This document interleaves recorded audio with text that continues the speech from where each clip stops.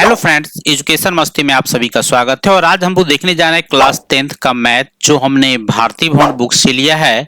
और चैप्टर है दो चर वाले रैखिक समीकरण युग्म का विविध प्रश्नावली का क्वेश्चन है। और विविध प्रश्नावली का जो हम लोग देखने जा रहे हैं क्वेश्चन नंबर 3।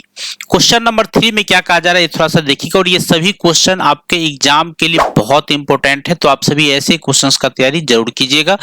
चलिए देखते हैं क्वेश्चन में क्या कहा जा रहा है। कहा है कि दो संख्याओं का अंतर 26 है। यहाँ पर देखिए एक चीज क्लियर किया है कि दो संख्याओं का अंतर क्या है, मेरा 26 है। एवं एक संख्या दूसरी संख्या की यानी दूसरी की 3 गुनी है। ठीक है, तो फिर क्या चाहिए इनको, तो कह रहा है क्वेश्चन में कि संख्याओं को ज्ञात कीजिए, यानी तब हमको संख्या निकालना है। तो हम लोग यहाँ पे मान लेते हैं कि एक संख्या को x और दूसरी संख्या को y मान लेते हैं। यहाँ पर हम लोग इस चीज को लिख लेते हैं कि माना कि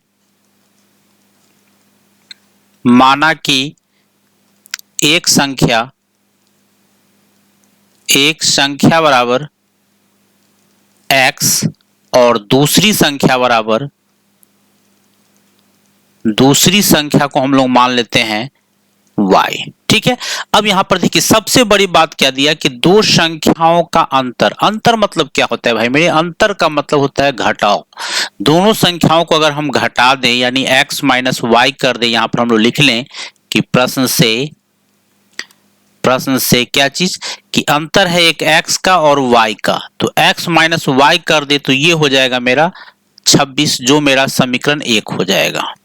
ठीक है, अब क्या कह रहा है कि एक संख्या, देखिए यहीं पर बहुत सारे लोग इक्वेशन बनाने में अटक जाते हैं कि अब x करें कि y करें, तो थोड़ा सा इस कंफ्यूजन से बचिएगा। चलिए देखिए क्या कह रहा है हमको यहाँ पर कि क्वेश्चन में कहा जा रहा है कि यहाँ पे हम लोग लिखें कि फिर क्या कह रहा है हमको कि एक संख्या क्या हमने माना, यहाँ पर देख सकते हैं एक संख्या हमने क्या माना है, x माना है। फिर कह रहा है दूसरी क्या माना है हमने, y माना है, यानी एक x है और दूसरी y है।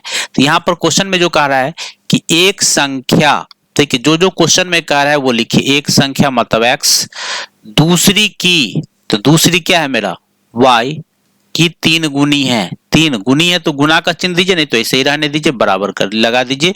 ये आपका इक्वेशन तैयार हो गया, x बराबर 3y। या तो आप चाहे तो x प्लस 3y को LHS में भी ला सकते हैं।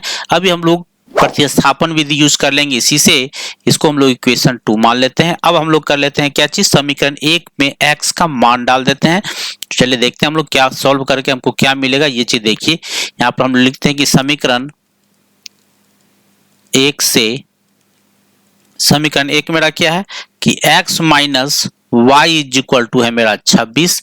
x के जगह पर हमको ये चीज डाल देना है। देखिए यहाँ इस इक्वेशन में लिखा हुआ है x इज इक्वल टू क्या लिखा हुआ है भाई मेरे, 3y लिखा हुआ है। यानी x के जगह पर हम लोग को क्या डाल देना है, यहाँ पर जो आप देख रहे हैं ये 3y डाल देना है। जहां पर हमको x मिलेगा वहां पे क्या डाल देना है, 3y डाल देना है। जहां डालेंगे तो हमको क्या मिलेगा, x जो ही आया हम डाले 3y minus y is equal to 26। यहाँ पर देखिए अब क्या हो जाएगा, घटा के 3y माइनस वाई अगर देखें यहाँ पर तो हमको मिलेगा 2y इज इक्वल टू 26, यानी इसीलिए y इज इक्वल टू आ गया y इज इक्वल टू 26/2, यानी ये हो गया मेरा 13। अब हम लोग समीकरण 1 या 2 किसी में भी मान डाल सकते हैं, तो हम लोग डाल रहे हैं समीकरण 2 से। यानी समीकरण 2 से क्या है मेरा कि x इज इक्वल टू है मेरा 3y, यानी 3 इंटू 13, यानी फाइनली आंसर मिला मेरा 39। यानी एक संख्या आपका यहाँ मिला आंसर 13, एक संख्या नहीं, ये तो दूसरी संख्या और ये मेरा पहली संख्या आ गया, यानी 139। आंसर में जो मेरा बना क्या चीज, आंसर मेरा बना यहाँ पे हम लिख सकते हैं इस चीज को यहाँ पे क्लियर, क्या चीज यहाँ लिख दे कि आंसर मेरा जो आया है एक 39 है और एक 13 है, जो मेरा आंसर हो जाएगा। ठीक है, कोई प्रॉब्लम हो तो जरूर कमेंट कर दीजिएगा। चलिए देखते हैं हम लोग नेक्स्ट क्वेश्चन को। नेक्स्ट क्वेश्चन मेरा क्या कर रहा है, ये थोड़ा सा देखिए। ये भी क्वेश्चन आपके एग्जाम के लिए बहुत इंपॉर्टेंट है, ध्यान से देखिएगा। साथ में चैनल पे नए हैं तो जरूर सब्सक्राइब कर लीजिएगा, लाइक जरूर कीजिएगा और दोस्तों में अधिक से अधिक शेयर करते रहिएगा। चलिए क्वेश्चन में क्या कर रहा है कि दो संपूरक कोणों में बड़ा कोण छोटे कोण से 18 डिग्री अधिक है, उन्हें ज्ञात करें। सबसे पहली बात तो यहाँ पे मेन बात है कि संपूरक कोण क्या होता है। तो पहले मैं आपको संपूरक कोण का थोड़ा सा बात बता दूं क्या होता है। संपूरक कोण होता क्या है इस चीज को देख लीजिए। संपूरक कोण की बात करें, संपूरक कोण होता क्या है, तो जब दो कोणों का योगफल 180 डिग्री हो जाता है तो उसको हम लोग संपूरक कोण कहते हैं। जैसे मान लेते हैं कि अगर एक कोण x है और दूसरा कोण y है, अगर दोनों का संपूरक अगर है तो x प्लस y जोड़ करके हमको 180 डिग्री हो जाना चाहिए। ठीक है, यानी फिर से मैं एक बार बता दूं कि अगर दो कोण हैं और दोनों को जोड़ करके अगर 180 डिग्री होता है तो उसको हम लोग संपूरक कोण कह सकते हैं। ठीक है, कह सकते हैं नहीं, कहते ही है। चलिए देखते हैं हम लोग अब क्वेश्चन में। चलिए इसको थोड़ा सा हम लोग साइड में करें और क्वेश्चन को हम लोग सॉल्व करना शुरू करते हैं। चलिए देखते हैं, कह रहे दो संपूरक कोणों में बड़ा कोण छोटे कोण से, तो बड़ा कोण और छोटा कोण है, तुम लोग मान लेते हैं कि माना कि बड़ा कोण बराबर x और छोटा कोण बराबर y। क्वेश्चन में कह रहा है कि ये दोनों कोण जो है संपूरक है। संपूरक है इसका मतलब है कि हम लिख सकते हैं प्रश्न से इस चीज को समीकरण में हम इसको कन्वर्ट कर सकते हैं कि x और y जब संपूरक है तो जोड़ के हमको 180 डिग्री हो जाना चाहिए। समीकरण एक मेरा तैयार हो गया। देखिए इतना आसान है। अब कह रहा है कि यहाँ पर देखिए कुछ समीकरण हम लोग कैसे बना रहे हैं कि बड़ा कोण छोटे कोण से 18 डिग्री अधिक है। क्वेश्चन में कह रहा है कि बड़ा कोण छोटे कोण से 18 डिग्री अधिक है, यानी फिर हम अगर इतना लिख ले कि बड़ा कोण, तो बड़ा कोण हमने क्या माना है x, कह रहा है छोटे कोण से, तो छोटा कोण हमने क्या माना है y से 18 डिग्री अधिक है, तो अधिक का चिन्ह प्लस बीच में इक्वल लगा दीजिए, यानी x इज इक्वल टू हमको मिल गया y प्लस 18। अब यहां पर भी आप कर सकते हैं कि x प्लस y इधर ले तो माइनस y बराबर 18, इसको भी ले सकते हैं, नहीं तो आप सिंपल तौर पे ये प्रतिस्थापन यूज करके ये मान एडजस्ट करके आप उसको सॉल्व भी कर सकते हैं, आसानी से हो जाएगा। तो हम लोग प्रतिस्थापन यूज करेंगे। यहाँ पर हम लोग इसको मान लेते हैं समीकरण 2। ठीक है, अब हम लोग क्या करते हैं समीकरण 1 से समीकरण 1 मेरा क्या यूज होगा, तो समीकरण 1 है मेरा कि x plus y is equal to है 180 डिग्री, यानी x plus y is equal to है मेरा 180। x के जगह पे हमको ये चीज डाल देना है, यहाँ जो देख रहे हैं आप y प्लस 18, x के जगह पे हमको ये मान डालना है। ठीक है, चलिए डालते हैं, क्या मिलेगा हमको, x के जगह पे y प्लस 18, अब प्लस है y is equal to 180 degree, यानी y और y जोड़ेंगे तो हमको मिलेगा 2y plus 18 is equal to 180, यानी ये हमको मिल गया 2y is equal to 180 minus 18। देखते हैं घटा के कितना होगा, यहाँ पर हमको क्या मिला। अब चलिए देखिए, तो 2y इज इक्वल टू ये घटाएंगे तो 162, तो इसीलिए y इज इक्वल टू हमको मिल गया 162 बट्टा 2, कितना होगा 2 अट्ठे 16, 2 एक 1, यानी 81 डिग्री y का मान हमको मिल गया। और ये अब हम लोग क्या करेंगे, x का मान निकालने के लिए सिंपल तौर पे समीकरण 1 या 2 में किसी में भी मान डाल देंगे, मेरा काम हो जाएगा। यहाँ पर देखिए हमारा समीकरण 1 मेरा था क्या, यहाँ देख सकते हैं आप समीकरण 1 मेरा यहाँ था, 1 नहीं 2 में डालते हैं, यहाँ पर x is equal to y plus 18 इसमें मान डाल देते हैं। तो चलिए देखते हैं हम लोग समीकरण 2 से, यहाँ हम लोग लिख लें क्या चीज, समीकरण 2 से, यहाँ लिखते हैं हम लोग समीकरण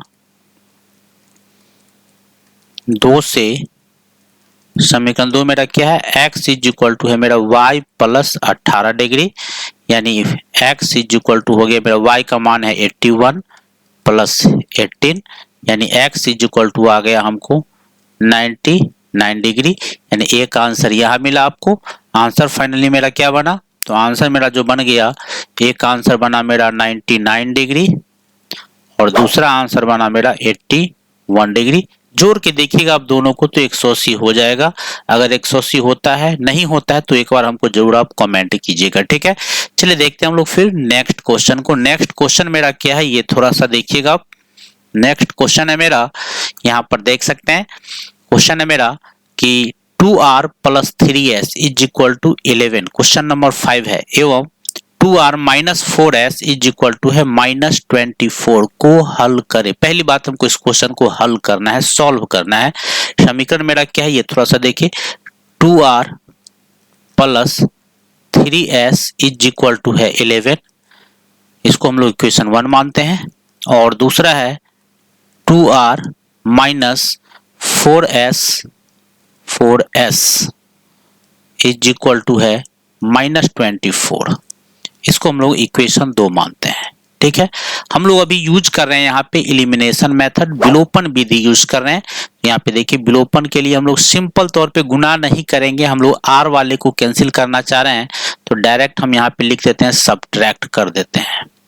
सब्ट्रैक्ट करेंगे तो ये हो गया मेरा माइनस, यहाँ पर मेरा क्या हो जाएगा, माइनस हो जाएगा। यहाँ लिखे हम लोग माइनस, यहाँ भी हो गया मेरा माइनस है तो प्लस, ये माइनस है तो प्लस। गौर से देखिए तो हमको 2r से 2r मेरा कैंसिल हो गया। यहाँ पर मेरे पास बच क्या गया 3s और ये 4s, ये हो गया मेरा 7s इज इक्वल टू हो गया मेरा 35, तो ये हो गया मेरा s is equal to 35 by 7, 7 पंच 35, s का मान हमको आ गया कितना 5। अब ये मान हम लोग समीकरण 1 में डाल देते हैं। समीकरण 1 मेरा क्या है कि 2r प्लस 3s, यानी यहाँ पे हम लोग लिखें कि समीकरण 1 से, ये थोड़ा सा आप देख लीजिए, यहाँ पे समीकरण 1 था मेरा कि 2r plus 3s is equal to 11। चलिए यहाँ पे हम लोग लिखें इस चीज को कि 2r plus 3s is equal to है 11, 2r plus 3s is equal to है 11, तो ये हो गया मेरा 2r प्लस 3s के जगह पर मेरा 5 हुआ इज इक्वल टू 11। यहाँ पर मेरा क्या आ जाएगा, तो फाइनली देखिए अब ये हो गया मेरा 2r is equal to 11 minus 3 पंचे 15, तो r इज इक्वल टू आ गया मेरा माइनस 4/2, ये आ गया आपका -2। यानी फाइनली हमने देखा यहाँ पर कि हमको क्या क्या मान आया, तो ये आप देखिएगा गौर से तो आपको क्लियर पता चलेगा कि r इज इक्वल टू हमको आया -2 और s इज इक्वल टू आ गया मेरा 5। ठीक है, अभी क्वेश्चन खत्म नहीं हुआ है, क्वेश्चन को अभी समाप्त होने में टाइम है। कैसे अभी बनेगा, और इस क्वेश्चन में एक और स्टेप है, थोड़ा सा ध्यान से देखिए। अगला स्टेप में हमको क्वेश्चन में क्या कहा जा रहा है ये ध्यान से देखिएगा।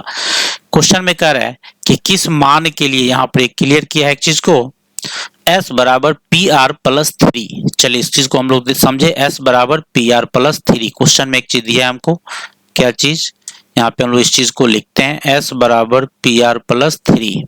चलिए देखिए यहाँ पे लिखे प्रश्न से,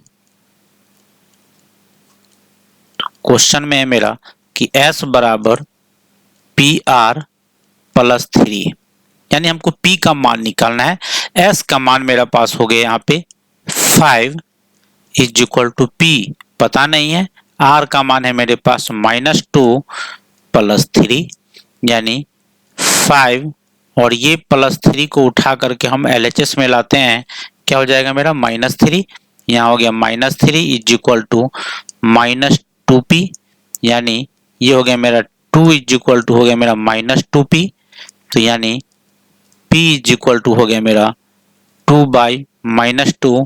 फाइनली आंसर जो हमको मिला वो -1 मिला। ठीक है, कोई प्रॉब्लम हो तो जरूर कमेंट कर दीजिएगा। फिर मिलते हैं हम आपसे नेक्स्ट वीडियो में। धन्यवाद।